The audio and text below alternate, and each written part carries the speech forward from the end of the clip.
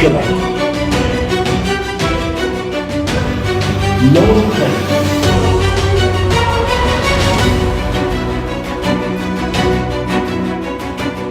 Tenho certeza que no próximo ano nós vamos ser campeões nacionais.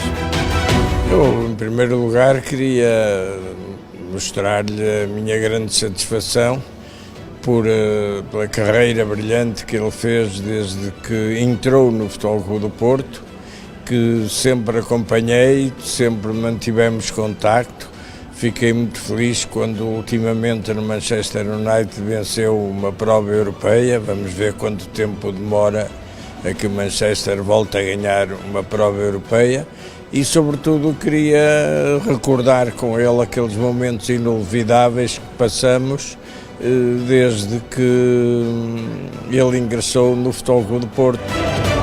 A única coisa que eu quero dizer é que nós somos os melhores. Em condições normais, somos muito melhores. E em condições normais, vamos ser campeões. Em condições anormais, também vamos ser campeões. Estou aqui junto das taças, tanto da Champions como da Taça UEFA, que brilhantemente o Futebol Clube do Porto conquistou sob o seu comando, e naturalmente que não posso deixar de recordar aquelas longas noites em que conversávamos sobre tudo e essencialmente sobre futebol.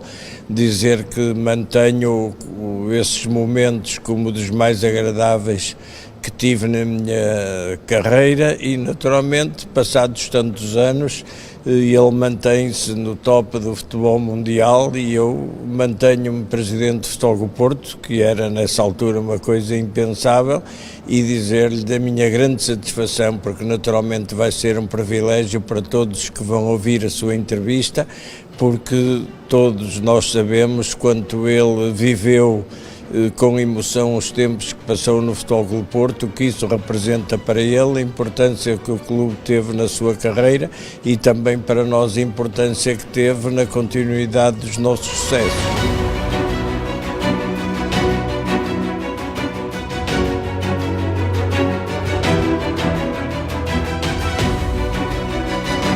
Antes de mais, José Mourinho, muito obrigado por nos receberes aqui na tua casa. Os primeiros. Com este pano de fundo, que é a Taça dos Campeões, apenas uma das duas internacionais que conquistaste e das muitas 2 campeonatos, as Taças Portugal, as Supertaças ao serviço do Futebol Clube do Porto. O desafio que te vou fazer antes de entrarmos no Futebol Clube do Porto, e creio que é a primeira vez que exclusivamente quase vamos só falar de Futebol Clube do Porto e dessa história muito bonita entre 2002 e 2004, que fizeste o clube viver e que também viveste, ia-te apelar ao teu sentido de resumir a tua vida com o futebol, a tua vida e o futebol, para percebermos. Já foste contando mais ou menos, mas como é que tu resumirias a tua paixão pela bola? Tu tinhas de ser um apaixonado pela bola, porque andaste sempre nos relevados, nos balneários, teve lá sempre o cheiro do bálsamo, o cheiro da relva, o teu pai, o som das chuteiras. Resume-nos, antes de entrarmos no Porto, esta paixão. Nem sei por onde começar, se calhar tinha que começar por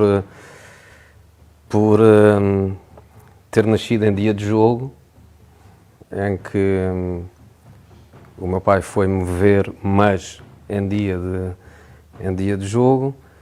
Depois a minha filha nasce em dia de jogo, e eu nem nesse dia pude estar presente. O meu filho nasce em dia de jogo, e a vida tem sido toda ela à volta do jogo, mas obviamente que nasci filho de jogador, cresci filho de treinador. Comecei muito cedo a misturar o jogador de nível baixo, mas não tão baixo assim quanto as pessoas possam pensar, misturá-lo com o estudante universitário, a perceber que era o treino que verdadeiramente me apaixonava. Depois as possibilidades que fui tendo com o meu pai de crescer mais depressa, porque comecei a ter tarefas dos adjuntos de hoje e que na altura não existiam, ou pelo menos não existiam com a qualidade, com a quantidade, com a importância dos staffs técnicos de hoje, e fui tendo crescimentos acelerados. Depois comecei a treinar miúdos também bastante cedo. Na altura eu estava a jogar na terceira divisão e estava a acabar a universidade. Depois o Vitória de Setúbal convida-me para treinar os juvenis, na altura, juvenis, e eu decido imediatamente, deixo de jogar, acabei o curso e vou dar as minhas aulas para ter aquela base que nos permitia ter alguma segurança. A minha mulher também, estudante universitária na altura, para podermos casar, aquela base era importante, mas depois as oportunidades foram aparecendo, e foram aparecendo todas elas com dificuldades acrescidas e parecia que a etapa que acabava me estava a preparar melhor para a etapa seguinte. Depois aparece o Manuel Fernandes a convidar-me para passar a equipa principal do Vitória de Setúbal com ele. Entretanto, o Manuel sai e a minha opção naquele momento é: ou vou com o Manuel para a Estrela da Amadora, ou continuo no Vitória de Setúbal, eventualmente à espera de uma oportunidade que poderia aparecer ou não. Fui com o Manuel, e depois a partir daí aparece... José, deixa-me só fazer aqui um pequeno parênteses precisamente nessa história, porque recentemente tropecei, foi mesmo tropeçar no YouTube, numa análise que tu fazes em 90, quando estás com o Manuel Fernandes, precisamente no Estrela da Amadora, a um Futebol Clube do Porto, Estrela da Amadora, em que do outro lado, quem falou foi o treinador campeão da Europa do Futebol Clube do Porto, Artur Jorge. Grande senhor Artur Jorge, é verdade. Já estavas nesse nível, aqui entre aspas ainda, não é? Mas não, já estavas nesse mundo, ou seja... Recordo-me que na altura era possível, agora não é possível. Em Portugal também penso que não é possível, mas no estrangeiro obviamente que não é possível. Os treinadores adjuntos irem a conferências de imprensa. Naquela altura em Portugal era prática quase comum. O Manuel alguma vez pedia-me para o representar, e foi aquilo que eu fiz num jogo que eu acho que perdemos nas Antas 2-0, 2-1, uma situação qualquer desse tipo, contra um grande Porto, treinado por, como eu digo, e não gosto nada que as pessoas se esqueçam, treinada na altura por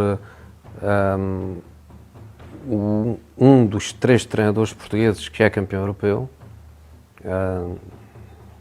Eu e o Sr. Artur em clubes, o Fernando na seleção, e senti-me naquela altura, obviamente, com a responsabilidade de representar o meu clube e o meu chefe, mas o Sr. Artur já na altura era para mim uma referência, e tive a oportunidade de ao longo destes anos de o ir conhecendo melhor, de conhecer melhor a sua família, os seus princípios, os seus valores. Tenho uma consideração tremenda pelo Sr. Artur.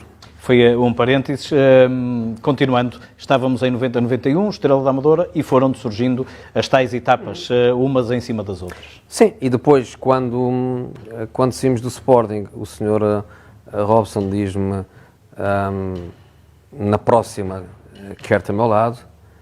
E eu estava longe de pensar, honestamente, estava super entusiasmado com a possibilidade de tão cedo sair de Portugal e poder treinar fora, mas um tanto ou quanto inesperadamente, pouco tempo depois aparece o Porto, e é o início desta minha relação com o clube e com a cidade. O meu período de colaborador no Futebol Clube do Porto naqueles 2 anos e meio foi, como eu te digo, foi uma aprendizagem de tal dimensão, que o passo seguinte é Barcelona, e o passo seguinte é Barcelona com uma equipa com os rapazes que davam uns toques, Stoichkov, Ronaldo, Figo, uns rapazes que davam uns toques. Um dos super Barcelonas. Que davam uns toques e permitiu-me chegar e sentir-me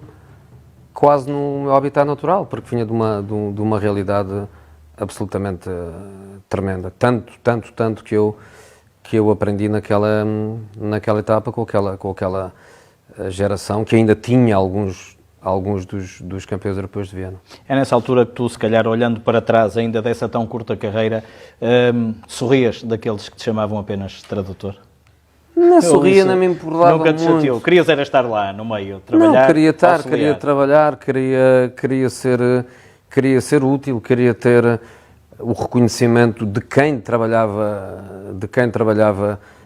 comigo. Acho que hoje em dia nos staff técnicos há mais quase uma preocupação de uma promoção progressiva até ao nível da imagem dos diferentes colaboradores. Naquele tempo era mais servir, era mais o sentimento de servir. E eu servia com paixão, dedicava-me com paixão àquilo que fazia, obviamente aprendendo, tirando as minhas ilações, e como eu sempre disse, e ainda hoje o digo, passado tantos anos, nós temos tanto que aprender com os jogadores, com as suas qualidades e com os seus defeitos.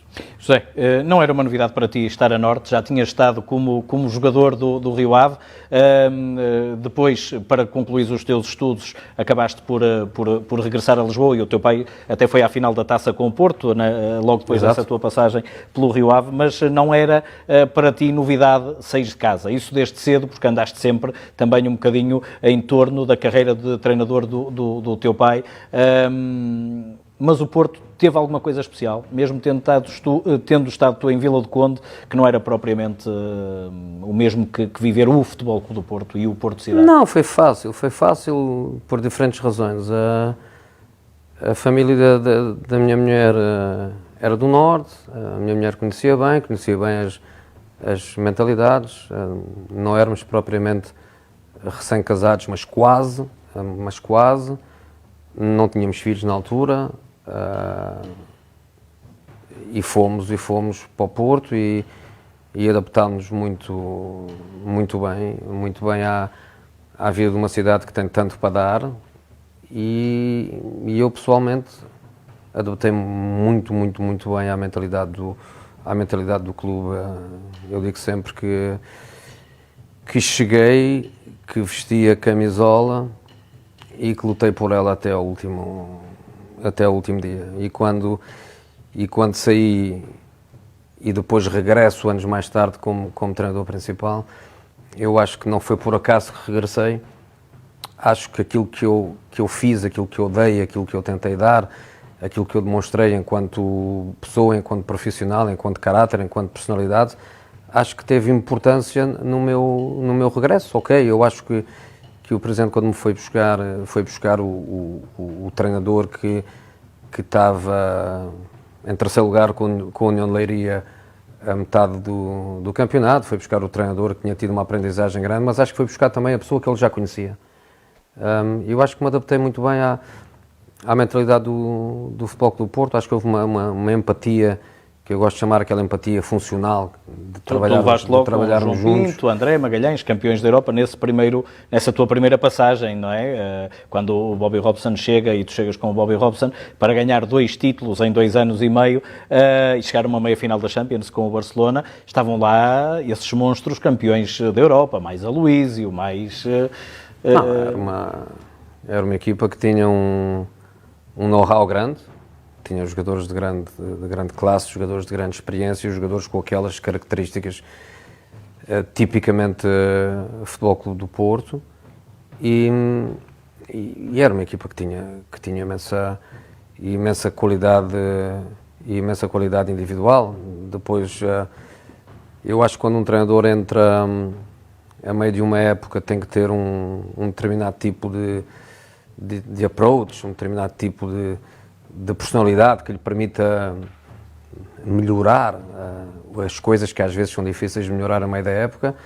Acho que o Sr. Robson foi uma escolha perfeita, um homem que irradia felicidade, que irradia positivismo, depois soube-se alicerçar nas bases do clube, soube compreender bem a mentalidade, há coisas que para mim naquele período do Porto são inesquecíveis, quer dizer, o Robson não queria acreditar que o João Pinto podia jogar com o dedo grande do pé partido, não queria acreditar que o João agarrava numa navalha, cortava a bota, porque o dedo estava de tal maneira gordo que não cabia na bota, e que depois chegava um roupeiro também ele vestido a Porto, como eu gosto de dizer, e como a bota era preta e a meia era branca, só havia uma solução: graxa na meia branca, para que de fora não se perceba que o jogador está a jogar com meia bota. Isto é João Pinto, isto é Porto, isto são coisas que marcam, e o Robson foi a escolha certa para entrar naquela dinâmica, e depois soube também perceber, e foi muito ajudado também a perceber, que de facto aquela equipa, aquela mentalidade era um bocadinho especial. É como a história de treinar de pitão de alumínio, treinar de caneleira, no dia antes do jogo, em vez de se fazer um treino mais relaxado, fazia-se um treino onde eu muitas vezes até fechava os olhos com medo que alguém se lesionasse, mas era o treino onde se traziam os limites da agressividade e da competitividade, uma série de coisas que também o ajudaram obviamente, apesar de já estar numa determinada idade e num determinado momento da sua carreira, mas que o ajudaram seguramente a ser melhor ainda no final. A inflexibilidade daquele 4-4-2 britânico fazia-te pensar em quê? Tu, se calhar, eras mais aberto, a outra... Não, tu depois jogaste... Eu recordo-me que num dos primeiros jogos do Sr. Robson no Sporting, que houve um dia em que estávamos ao intervalo a conversar, eu, o Manuel e o Mister, acerca de mudar, já nem se tratava só de mudar de sistema, mas de mudar alguns jogadores, e ele dizia: porque é que nós escolhemos este 11 inicial? Nós escolhemos este 11 inicial porque estes são os melhores jogadores. Se estes são os melhores jogadores, jogam 90 minutos. Não vamos fazer substituição absolutamente nenhuma. Relativamente ao sistema, também era um bocadinho inflexível, mas é como eu te dizia, ele trouxe tanta coisa boa ao nível do treino, ao nível da liderança, ao nível da mentalidade, da gestão do grupo, mas também foi sendo positivamente influenciado por culturas diferentes. E depois ele, quando chega a Barcelona, vai muito bem preparado, e só não teve mais continuidade porque o clube, obviamente, na altura pensava no próximo passo, um treinador mais jovem, de mais longa duração do que propriamente o Sr. Robson, que na altura já ia praticamente na parte final da sua carreira. 2 ou 3 momentos marcantes desta tua passagem ainda como adjunto lidaram com a conquista. A primeira conquista, curiosamente, foi em Alvalade. Uma conquista onde se, por um lado, homenageou Bobby Robson, tinha sido despedido em primeiro lugar do Sporting, e Rui Filipe. Também passaram por esses momentos, por exemplo, de enorme sensibilidade. Deram início ao Penta, precisamente com o golo de Rui Filipe num jogo com o Braga. Foi o primeiro golo dos 5 campeonatos que o Porto ganhou. É verdade. Depois da saída do Sporting, ainda tivemos, antes do campeonato, ainda tivemos uma final de taça que acabou por ser dupla final de taça, com um empate, com uma vitória no segundo jogo. Que não conseguiram ir lá acima quase. Não conseguimos ir lá acima, mas também não queríamos queríamos era ir embora com a taça na mão, não havia problema com o significado dessa taça. Depois, obviamente, esse campeonato é um campeonato ganho e bem ganho, e ganho na prática, no estádio com maior significado para o Mr. Robson, que nunca na altura tinha sido despedido. Foi a primeira vez que lhe tinha acontecido, coisas impossíveis nos dias de hoje, mas que na altura sim era possível. Foi uma coisa que o marcou negativamente de uma maneira muito forte, e ser campeão em Alvalade foi para ele, não com aquele sentimento de vingança, porque não era adjetivo que fizesse parte do seu vocabulário, mas com aquele orgulhozinho, com aquele brilho nos olhos que ele tantas vezes tinha de ir ganhar o campeonato Alvalade. E o Rui, obviamente, são daquelas coisas que que não se esquecem na vida. Ninguém se esquece, ninguém daquele grupo esquece como soubemos, quando soubemos, o jogo que tivemos que jogar a seguir e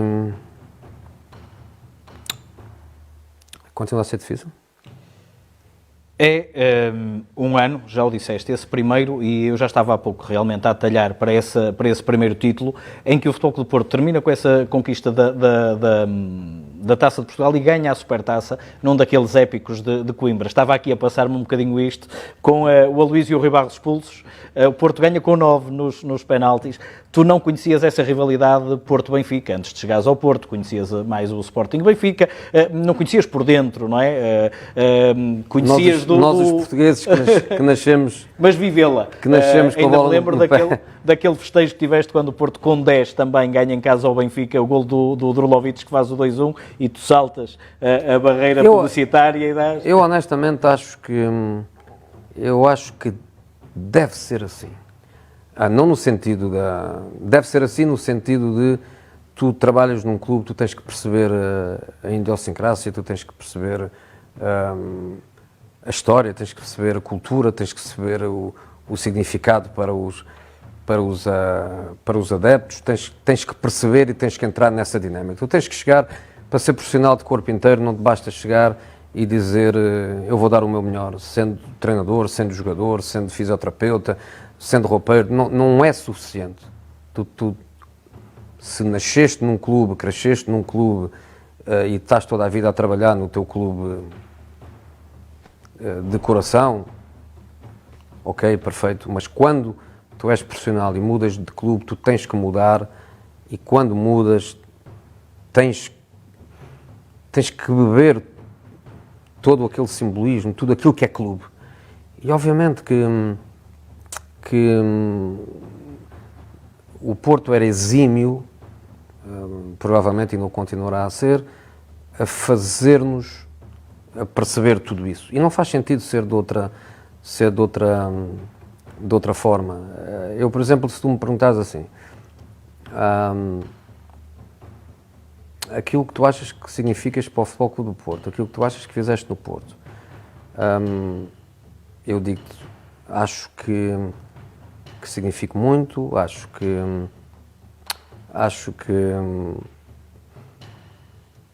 quando regressei, por exemplo, às Antas para jogar contra o Futebol Clube do Porto, e já o fiz, acho que 3 vezes, se eu achava que eu merecia ser recebido de outra maneira. E eu digo-te não. Sabes porquê é que eu digo não? Porque fui como adversário. E eu gosto dessa mentalidade. Tu, quando estás num clube para competir, estás num clube para dar o máximo, estás num clube para ganhar. Um bocado a forma que aconteceu nesse ano o Artur Jorge quando vai às Antas pelo Benfica e era um campeão da Europa pelo Porto, não é? Obviamente, eu acho que nos dói um bocadinho porque tu vais com aquela sensação de eu mereço mais, mas culturalmente é assim e eu acho que está certo. Eu recordo sempre que uma vez o grande Moreno, figura histórica também, que eu vi algum antigo jogador do Porto ia chegar às Antas e o Moreno estava ali à porta da entrada da rouparia e começava a insultar os rapazes. Eu dizia assim, estás maluco ou quê? Porquê é que estás a insultar o Drulovic? Não gostas dele? Eu gosto, adoro. Porquê é que estás a insultá-lo? Estou a insultá-lo porque ele vem aqui para ganhar.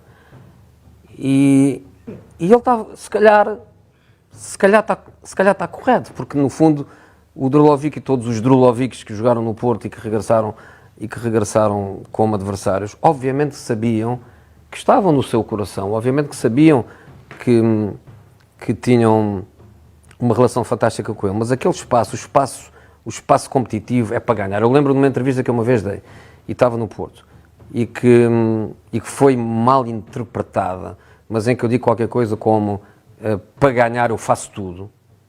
Para ganhar não faço tudo, quer dizer, foi mal interpretado na altura, mas o para ganhar eu faço, vamos lá pôr o quase tudo, que é para ninguém levar a mal desta vez, eu acho que é a mentalidade que está correta. José, antes de fecharmos esta tua primeira passagem pelo Porto, já o disse, deram início ao Penta, os 2 primeiros campeonatos do Penta, com Bobby Robson a meio tempo, no segundo ano. Lidaram também com a doença do chefe de equipa. De alguma forma os jogadores foram obrigados também, entre aspas, a olhar para os adjuntos, entre eles tu, de forma diferente?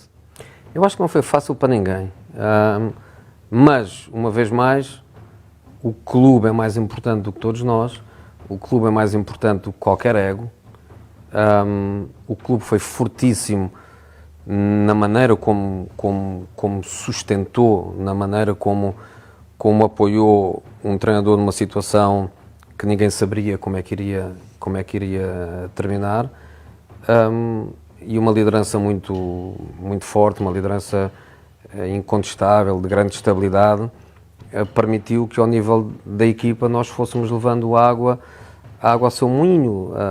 Podemos na altura dizer que o Augusto Inácio era o treinador adjunto, estatutariamente, digamos, o chefe quando o Mister saiu, mas eu era o homem do chefe. E não vamos esconder, porque não há como esconder que houve pequeninas coisas, mas que nós soubemos sempre, até porque nos dávamos bem, tínhamos amizade um pelo outro, fomos sabendo ultrapassar, obviamente também com a ajuda de monstros do balneário, que fazem com que tudo seja mais fácil. E isso ao longo desta minha já longa carreira, algumas vezes eu tive dificuldade em encontrar um monstro do balneário que pudesse ser um grande capitão. Naquela equipa não havia um monstro, haviam muitos monstros que viviam Porto, que respiravam Porto e que nos ajudaram a todos a dar o nosso grãozito de areia e a sermos campeões. Quando olhas para o Porto, a partir de Barcelona, onde estiveste um ano com Robson, mais 3 com Van Gaal, olhas a pensar que estava tudo feito, até porque o Porto nesses 2 anos, já o disse, foi uma meia-final da Champions com o Barcelona, a uns quartos de final com a Sampdoria perdida nos penaltis da Taça das Taças. Achaste que, por exemplo, a nível europeu era difícil fazer mais? Achaste que o teu percurso um dia podia passar por ali? Pelo menos desejaste? Olha, repara, essa meia-final é o início da Champions, uma meia-final que não fazia absolutamente sentido nenhum. Uma meia-final a uma mão. Eu acho que não faz sentido nas taças internas, ou por exemplo, em Inglaterra, a meia-final da FA Cup é um jogo, mas é em campo neutro. Uma meia-final da Champions jogada a um só jogo é uma coisa completamente absurda.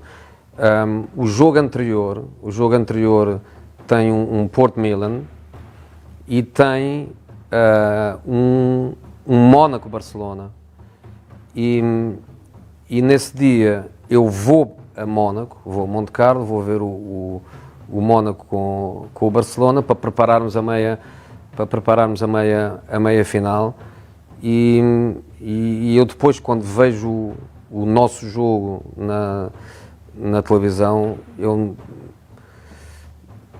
não me queria crer que tivéssemos estado tão perto de jogar em casa com o Mónaco, e de irmos à final. Foi o Rossi na altura, um lance contra o Lovitz, próximo de fim, a acabar, tivemos oportunidades para ganhar, o jogo esteve sempre controlado, nunca tivemos perto de perder, tivemos sempre perto de ganhar, e tivemos a um passo de ir à final da Champions League. Depois, nessa Taça das Taças, vamos a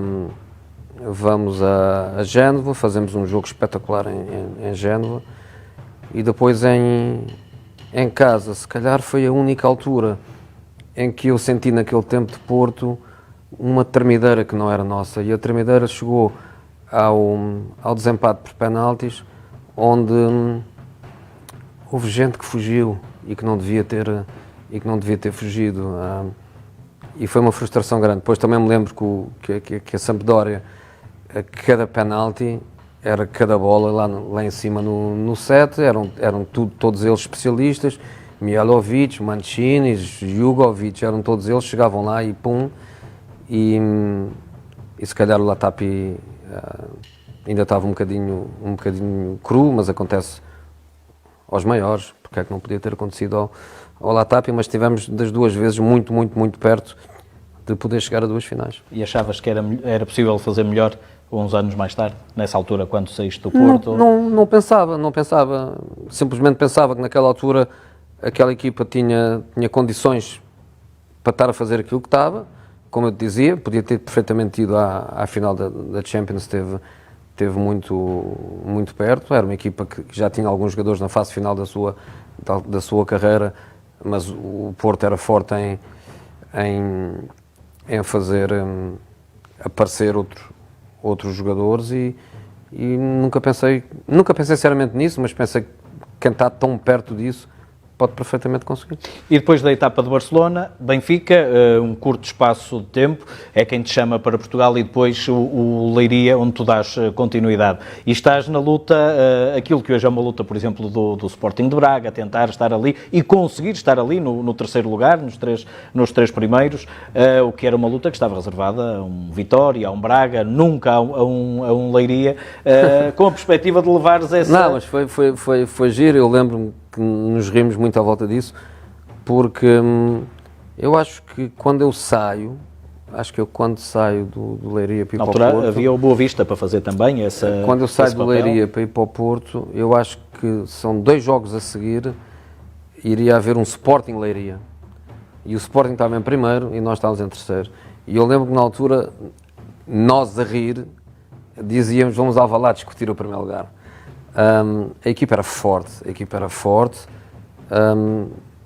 não acredito que pudéssemos ter sido campeões se eu tivesse ficado até ao final da época, não vou tão longe como isso, mas seguramente era para fazer história, porque a equipa era muito boa, estávamos imbuídos de um espírito de conquista sem pressão, muito, muito forte, e depois tu vês que depois de eu ter saído, a quantidade e a qualidade dos jogadores de Leiria que saíram, alguns que depois acabam por ser campeões da Europa e vencedores da Taça UEFA. Neste caminho, o Presidente do Futebol Clube do Porto já olha para ti como solução para o futuro, mas não era para o futuro imediato. Tudo se precipitou ali, muito próximo do teu aniversário, muito próximo da data em que estamos hoje a falar, em meados de janeiro, depois do Futebol Clube do Porto ser eliminado da Taça em casa frente ao Sporting de Braga, creio que de Manuel Cajuda, e ter perdido no Bessa frente ao Boa Vista para o campeonato. Eu lembro-me bem porque no dia em que o Porto perde no Bessa, nós, Leiria, jogamos nos Açores com Santa Clara. E na altura já se falava que eu podia ir para o Porto, que eu podia ir para o Benfica.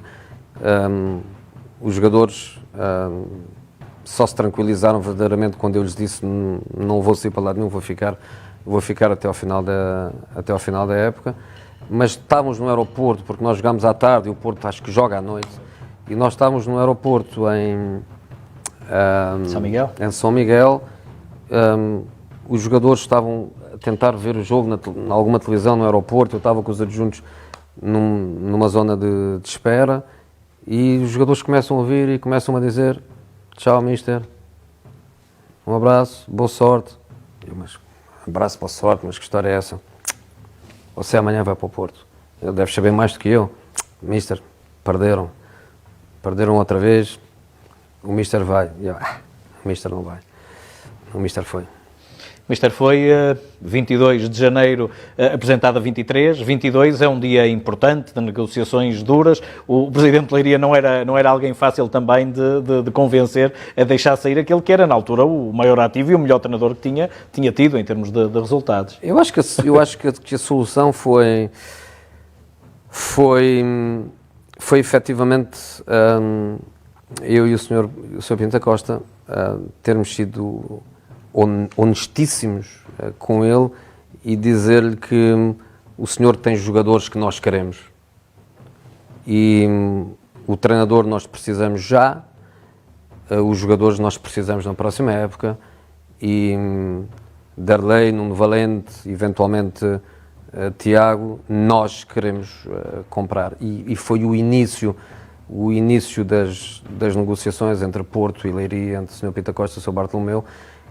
É o início das negociações para a compra de jogadores. O Leiria, obviamente, era uma SAD no seu início, era daquilo que vivia, era daquilo que precisava, e quando o Presidente percebeu que o Mourinho está fora, mas que atrás da saída do Mourinho poderão entrar números importantes para o clube, acho que foi a maneira honesta, séria e objetiva de dar início às negociações, e fui pela primeira vez para um clube naquela situação que não é fácil. Eu acho que não é fácil ir treinar um clube, foi difícil, foi duro para mim. Existem sempre contradições entre as ideias do treinador que estava, do treinador que chega, os jogadores que foram escolhidos para um determinado tipo de perfil. Existem sempre contradições que são difíceis. Foi difícil para mim, mas foi uma meia época que me permitiu situar-me melhor e poder, com muito mais convicção, com muito mais propriedade, ter as reuniões que tive depois com o Presidente para tentarmos depois definir aquilo que seria o Porto do futuro e que nós queríamos que fosse muito diferente. Neste dia 23, a 3 dias do teu primeiro jogo, dizes, tenho a certeza que para o ano o Futebol Clube do Porto vai ser campeão. Naturalmente todos os esportistas se lembram disso e provavelmente os adversários se lembraram depois dessa tua frase. Quem é que tu achas que acreditou nisso para além de ti e do Presidente nesse dia? Tenho a certeza que no próximo ano nós vamos ser campeões nacionais. Agora, eu acho que acreditaram muitos esportistas, porque acho que é o normal, é a ambição, é a crença, é a esperança, e acho que muitos esportistas acreditaram, e eventualmente muitos jogadores também. Não foi uma operação de marketing de todo. Se o fosse, teria sido errado, porque obviamente estava a pôr, por isso é que estou a perguntar, pôr sobre mim uma pressão exagerada. De todo, eu gostava da equipa que herdei. Mesmo seja os Costa que tinha saído, mas tu ias recuperar. De todo, eu gostava. Mas imediatamente com o Presidente começámos a definir o Porto futuro, e eu comecei a perceber que o Presidente estava mesmo empenhado, até porque eu percebia melhor do que eu e percebia muito antes de eu perceber que aquela equipa, aquele grupo de jogadores tinham alguns anticorpos, que seria muito complicado desenhar um Porto de futuro. Tinham que haver mudanças efetivamente radicais. O Presidente estava completamente aberto a elas, e acho que apanhámos um momento no futebol português onde havia muito jogador bom escondido nas equipas mais pequenas, que acho que pode acontecer ciclicamente ou não, pode acontecer esporadicamente, pode depender também da atenção com que tu segues, e se calhar o facto de eu ter vindo na altura de uma equipa como a União de Leiria, perceber que no União de Leiria haviam jogadores que eram melhores do que alguns jogadores que estavam na altura no Futebol Clube do Porto, e nós apanhámos uma geração onde o Paulo Ferreira estava perdido, entre aspas, no Vitória de Setúbal, o Pedro Mendes estava no Guimarães, o Pedro Emanuel estava no Boa Vista, o Bozigo estava no Boa Vista, o Maniche estava, sabe Deus onde, a treinar sozinho. O Derlei, o Nuno Valente, o Tiago no Leiria, havia mais no Leiria jogadores de qualidade. E a Gauscas também, ainda já tivesse uma experiência de grande. E havia a possibilidade de dar não só uma viragem ao nível do grupo, mas também ao nível do perfil do jogador que nós queríamos na altura. E acho que fomos muito felizes com o momento, fomos muito felizes com as escolhas, e criámos um grupo em que, no fundo, crescemos todos juntos. Obviamente um grande Vítor, um grande Jorge, já com um estatuto diferente, mas depois todos nós, alicerçados no Presidente e na sua estrutura de clube e na sua experiência, no seu savoir-faire, no seu know-how, alicerçados naquilo, crescemos todos juntos. Um jovem treinador com um monte de jovens jogadores, todos eles com muita fome, no bom sentido. O Presidente diz também nesse dia, na tua apresentação, a vinda de Mourinho é um ponto de viragem para o clube. Muito em função disto que que acabaste de dizer. Também pressentiu isso também, que eras o homem, que eras aquele, conhecia o background do Futebol Clube do Porto, tinha bebido bem aquilo que era necessário. E o nosso projeto era viável. O nosso projeto era viável. Não eram precisos investimentos desmesurados, era preciso sim não ter medo de provocar a mudança. Eu hoje não tenho aqui presente o número de jogadores que saíram, o número de jogadores que entraram, mas foi enorme. Se tu comparares, por exemplo, a minha primeira equipa no Porto com a minha última equipa no Porto, vamos ver quantos jogadores é que repetiram a minha primeira e a minha última. O meu primeiro jogo é com o Marítimo em casa, o meu último jogo é em Gelsenkirchen na final. E quem é que repetiu? Vítor Bahia. Ponto. E secretários já não jogou, o Ricardo Costa estava no banco, Jorge Andrade já estava fora, Frederico já não estava, Pavlin não estava, Costinha estava no banco Marítimo, Paredes não estava, Alenichev, Vítor Alenichev, Costinha, depois Postiga já não estava, Capucho já não estava, Cleiton já não estava, ou seja, num espaço Dimitri Alenichev, no espaço de 2 anos e meio, dois jogadores repetem a minha estreia e repetem o meu adeus. Mas só um titular, porque o Aleni entrou na final da Champions. O Vítor foi mesmo o único... mudança radical, não só no grupo, mas no perfil, no approach, na maneira de ver as coisas, sentir as coisas. Como tu tinhas dito nesse meio ano, a certa altura, a meio desse teu trajeto, entras logo com 3 vitórias, uma delas muito importante sobre o Benfica 3-2, porque deu logo ali algum arreganho também aos adeptos, vamos falar sobre isso, mas a meio deste trajeto, num jogo com o Belenenses, em que o Porto perde 3-0, tu dizes no fim do jogo qualquer coisa deste estilo, para o ano, metade dos jogadores, ou meia dúzia dos jogadores que hoje estiveram aqui no relevado, desta forma não estarão no Futebol Clube. Mas lá está, o projeto comum. Porque se eu digo isso, e o líder do clube, o presidente, o número 1, não está identificado com a mensagem e não está identificado com o objetivo, se calhar quem sair era eu. Um treinador que diz, no próximo ano, metade destes jogadores não vão cá estar, em condições normais, é o treinador que no dia seguinte não está. O treinador está e sabia que estaria e sabia que o projeto era um projeto comum e eu continuo a dizer isto e hoje cada vez mais eu digo, não acredito e cada vez menos acredito na liderança treinador-equipa. Eu cada vez mais acredito na liderança estrutural. O presidente tem que ser líder, ou o proprietário, consoante a forma como o clube está estruturado. O médico, o chefe dos serviços clínicos, tem que ser líder.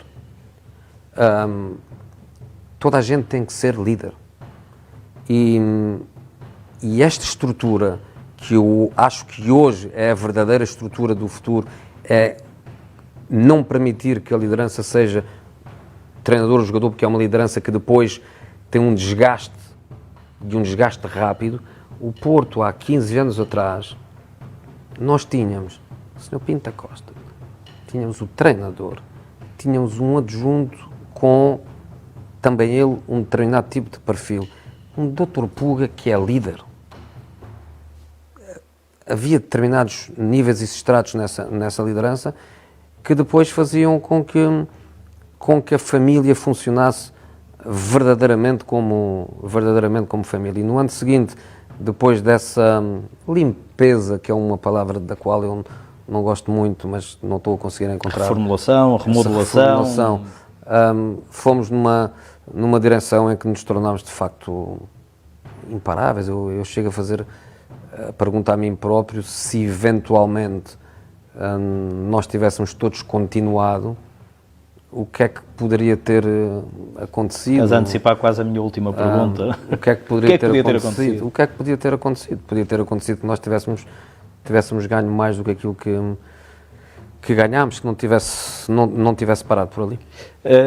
Há pouco falavas na coincidência do futebol, nas várias coincidências. Fizeste anos no dia da estreia, no dia 26 de janeiro.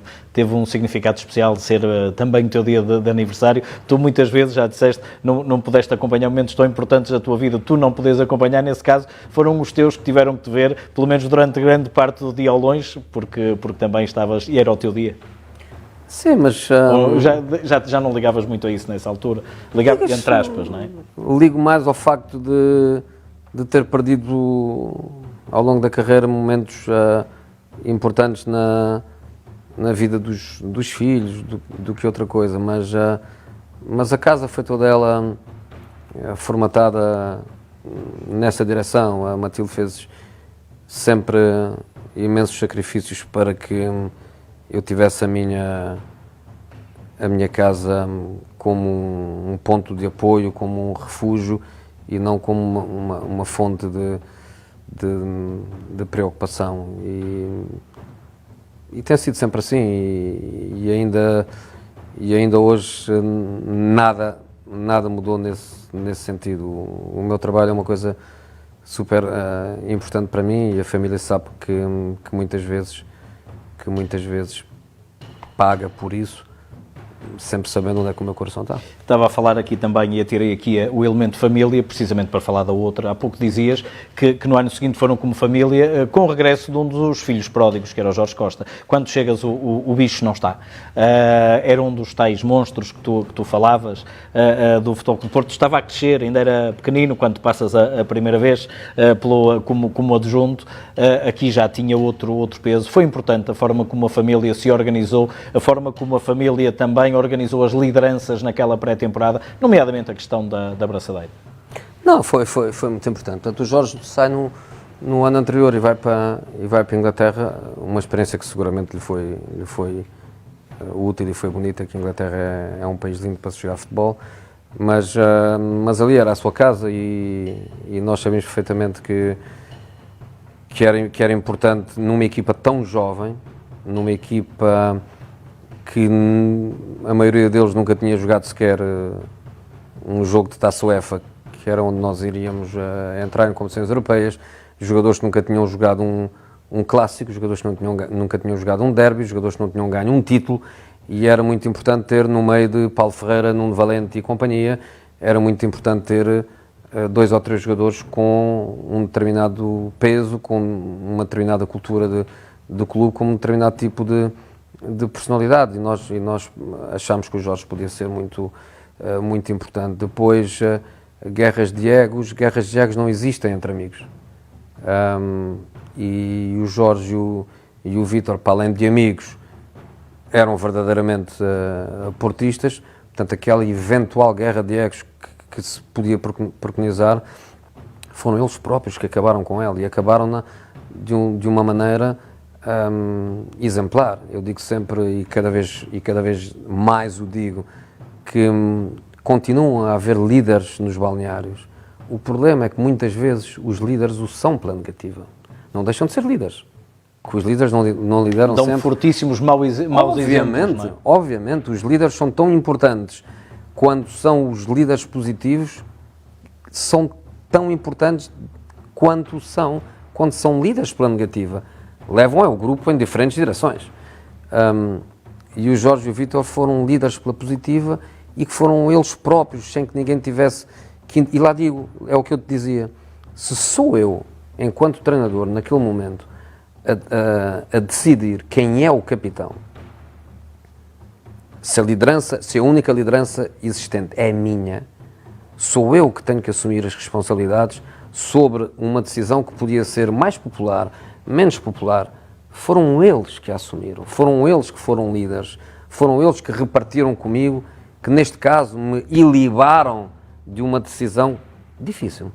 Foram eles que o resolveram, o Vítor e o Jorge, e foi o início de muita coisa. É também nesse grupo, é também nesse estágio que nós, permitem-me dizer nós, porque eu posso exigir direitos de autor, que nós fizemos a música Os Filhos, Filhos do Dragão. Fomos nós que a fizemos. Lá os sitiados que são os donos da música, mas nós somos os donos da letra. Fomos nós que o fizemos no autocarro. E que cantam foram cantando vitória após vitória, criando euforia, fomos começando a cantá-la e fomos fazendo a letra no dia-a-dia. Começámos num jogo que fizemos, num jogo particular contra o Bordeaux, lembro-me que estava a Pauleta no Bordeaux, fizemos uma viagem de autocarro de umas 2 horas ainda de autocarro e é ali que começa. E eu começo a dizer um bocadinho, e depois o Puga acrescentava, e depois o Antero acrescentava, e depois o outro acrescentava, depois punhamos a música a tocar, e depois íamos andando, depois no jogo seguinte íamos fazendo mais um bocadinho, e chegámos ao último jogo desta pré-época, pelo menos o período em França, que foi um torneio qualquer que fizemos e que acabou num jogo com o Paris Saint-Germain, que fomos a grandes penalidades. É ali que a cantamos no balneário pela primeira vez. E depois nas Antas. E depois começámos a cantar nas Antas. Mas agora deixa-me contar-te uma história sobre este jogo, que é de rir. Nós fomos a penaltis. E quando chegamos a penaltis, jogos particulares, ok, gostamos de ganhar, mas se não ganhar, não ganhamos. Quem marca penaltis, A, B, C, D e E. E depois estamos empatados na série inicial dos 5 e falta... E quem marca agora o penalti?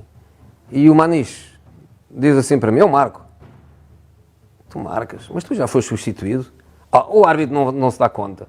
Tirou o fato de treino, foi marcar o penalti e já tinha sido substituído. marcou o penalti da vitória e não estava e não tinha acabado o jogo.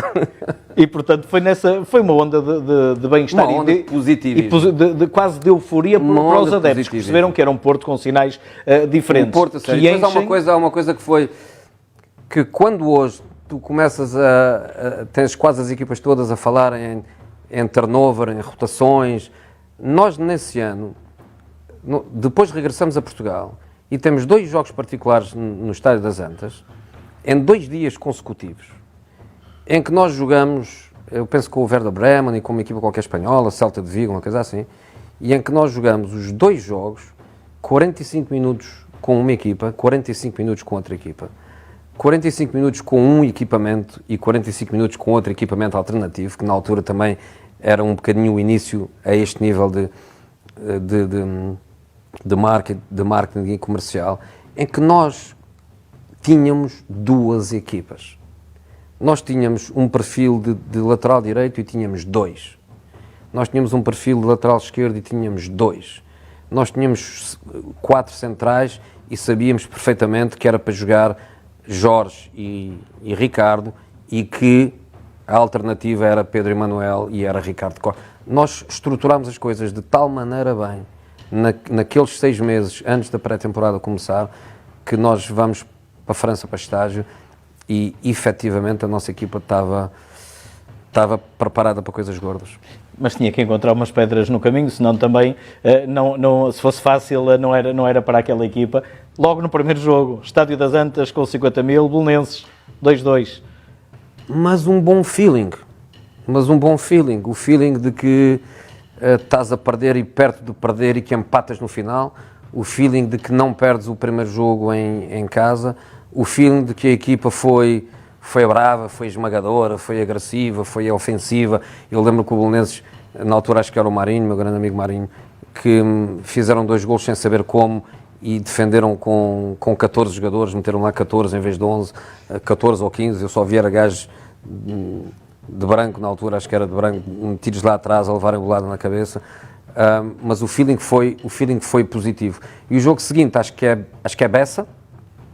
Bessa campeão, se eu não estou equivocado, Boa Vista Sporting, campeão. Que era o Sporting, Boa Vista é no meio dos 2 exato, do Sporting. Exato. Mas tinha sido segundo, mas um grande Boa fim. Vista, e nós vamos ao Bessa, e quando se eventualmente se podia pensar um empate no Bessa, que era um resultado absolutamente normal, uma derrota como na época anterior, e o Porto começa mal, vamos ao Bessa e somos, apesar do resultado ter sido 1-0, somos categóricos de força e outra vez mais, sem o meu grande amigo Vítor. Sem o meu grande amigo Vítor. O Vítor, para mim, não era só um antes de ser meu jogador, era meu amigo.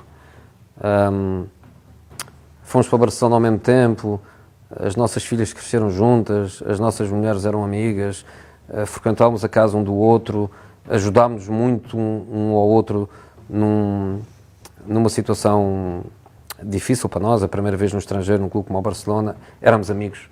E depois reencontramos no Porto e se calhar houve ali um pequeno espaço de tempo onde tivemos que nos adaptar a continuarmos a ser amigos, mas um era o treinador e outro era o jogador.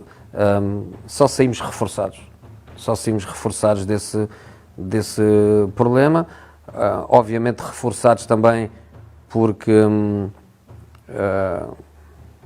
o Presidente soube-se posicionar da maneira mais produtiva e mais importante para o grupo. Nem sequer se tratava de Mourinho e Vítor, tratava-se do grupo. E o Presidente posiciona-se de um modo onde ficou perfeitamente claro que o grupo estava acima de tudo e de todos, e depois eu e o Vítor soubemos, e também se calhar fruto da amizade que tínhamos, soubemos ultrapassá-lo no momento certo e da maneira certa. Nem sequer foi preciso conversar. Foi simplesmente, é o momento de o ultrapassar e vamos fazê-lo. E quando o Vítor regressa, cerca de um mês depois, numa eliminatória contra o Polónia-Varsóvia, não, contra a Áustria de Viena, creio eu, contra a Áustria de Viena, que foi uma das equipas complicadas. O Porto faz 3 golos, não sofre nenhum nos 2 jogos, mas até foi das equipas complicadas, poucos se lembram dessa eliminatória. Mas eu dizia, quando o Vítor regressa, apenas para situarmos aqui, já o Porto está a voar. A nível nacional já é avassalador, ganhando mesmo jogos, por exemplo, contra o Benfica, com 10, desde os 39 minutos, quando Jorge Costa foi expulso naquele célebre jogo, em que tu foste Mourinho no banco, agitador em determinada altura, também tu auto-expulsaste, entre aspas, vieste para a bancada para os cativos. É a partir dos cativos que tu dinamizas uma bancada que, embora estando a ver a equipa em vantagem, ou a equipa mesmo com 10 em vantagem, parecia que estava a adormecer. Foste tendo esses feelings, esses pressentimentos, quase como agarrar o Castromano em determinada altura. Não, repara, eu acho que o banco, o espaço banco continua a ser o mesmo. A nossa natureza enquanto treinadores, profissionais, continua a ser a mesma. Mas há determinados momentos na nossa carreira onde nós sentimos que estamos a jogar mais e a jogar menos. Eu costumo dizer muitas vezes que há jogos em que eu estou no banco e não jogo. Umas vezes não jogo porque não é preciso, outras vezes não jogo porque não consigo jogar, não consigo ter uma influência grande no jogo. E há outros jogos onde tu sentes que podes ser mesmo a figura central, podes mesmo jogar e ser, entre aspas, o melhor jogador em campo. E esse é um dos jogos ao longo da minha carreira. Há outros, obviamente, mal seria se não o sentisse, em que eu joguei muito bem, e joguei muito bem a todos os níveis. E o Dragão é um estádio, obviamente, lindo, maravilhoso, e já não o conheço porque já passaram tantos anos, mas as Antas era apaixonante. E avassalador também. As Antas era apaixonante. E as Antas, a curva é uma curva que quando tu criavas com ela determinado tipo de empatia, a curva jogava contigo. E eles jogavam comigo. Jogavam comigo porquê? Não jogavam comigo porque a minha equipa também era uma equipa à sua imagem e semelhança. E jogar contra o Benfica com um jogador a menos, o treinador faz mais falta no banco, neste período, ou o treinador faz mais falta criando um determinado tipo de emotividade, criando um determinado tipo de reação. Obviamente que naquele momento eu pensei que o treinador jogaria melhor estando fora. E como também naquela altura haviam 2 ou 3 árbitros que bastava eu espirrar, eles me expulsavam, era tão fácil provocar uma reação que a curva, o estádio, o interpretariam sempre como uma afronta, e onde eles reagiam e onde eles jogavam com os jogadores. E naquele jogo foi um jogador a menos, mas 50 mil a mais, era demasiado forte. Por falar em árbitros, tu a seguir fazes, ou nesta sequência fazes 19 vitórias em 20 jogos. O único que não ganhas, o único que o Futebol Clube do Porto não ganha é em lance, já em que tu fizeste algumas alterações. O Porto tinha ganho 3-0 em casa, praticamente resolvido. É o único em 20, os outros 19 são 19 vitórias. Uma delas em Alvalade, e há pouco dizia, por falar em árbitros, já há 4 penaltis por marcar nesse jogo e o Porto ganha. E tu ainda tens tempo para te picares com o teu amigo Sapinto, que jogou a lateral direito, também no banco. Foi uma forma diferente essa de interagir. Eu acho que foi o último Sporting Porto no estádio José Alvalade. Sim, que estavam a fechar, a seguir é o último Porto, o Benfica-Porto, na Luz, onde o Porto é basicamente campeão. Eu acho que é uma dupla jornada fora de casa. Eu acho que é Sporting viragem, fora provavelmente. E vira para o Belenenses fora. E eu lembro perfeitamente de eu dizer internamente e continuar a martelar na mesma coisa internamente: fazemos 6 pontos em Lisboa e o campeonato acabou. E nós fomos para Alvalade e depois para Belém com aquela de 6 pontos e o campeonato acabou. Em janeiro. Em janeiro. E preparámos de tal maneira para aquele jogo que eu lembro perfeitamente que entrei no estádio de Alvalade e fui-me sentar no banco muito tempo antes do jogo começar. Em vez de entrar com a equipa como normalmente acontece, entrei antes. E sentei-me ali e estava com uma tranquilidade, estava com uma sensação de convencimento que o resultado foi mesmo curto. Foi o gol do Costinha e o resultado foi curto. O Porto queria perigo logo na bola de saída, com o Helder. E falhámos golos e penaltis e uma superioridade verdadeiramente esmagadora contra um Sporting que era grande equipa, que tinha sido campeão, acho, no ano anterior, e em que estava o Sá a jogar com o lateral direito, e são coisas giras, são coisas que ficam, até porque mostram que no futebol se pode ser grande rival, com bons princípios e com boas relações de amizade. E eu com o Sá tenho uma história ao nível pessoal que é muito engraçada, que é a nossa primeira casa no Porto, era a casa do Sapinto, que o Sapinto nos alugou, mas que nos alugou de uma forma marcante, que é, ele não nos alugou o apartamento que ele tinha para alugar, ele alugou-nos a sua casa. E nós cuidámos da sua casa com o rigor e com o carinho que a Matilde se exige a si própria, mas aquilo marcou-me de uma maneira profunda, e os seus pais, gente de enorme classe, e o grande Sá, lá está, um lutador incansável, um leão com aquela gadelha, também pode ser um tipo fantástico. E naquele jogo aconteceu qualquer coisa que nós estávamos a atacar por ali, e o Sá, numa determinada altura, diz: diz este gajo para sair daqui e tal, não sei o quê. Eu digo: ok, eu vou tirá-lo, vou meter outro agora que ainda corre mais do que esse.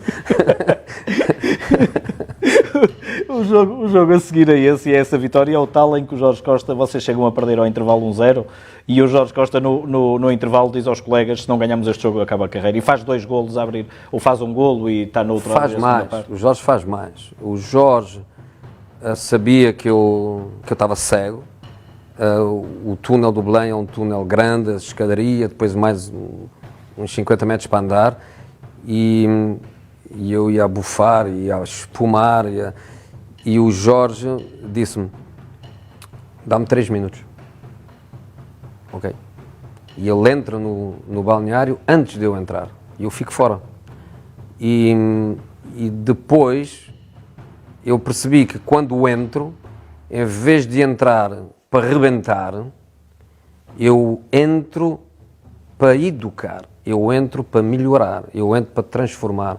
Mas o trabalho ao nível mental, que tinha a ver com a atitude, que tinha a ver com a motivação, que tinha a ver com a ambição, estava feito.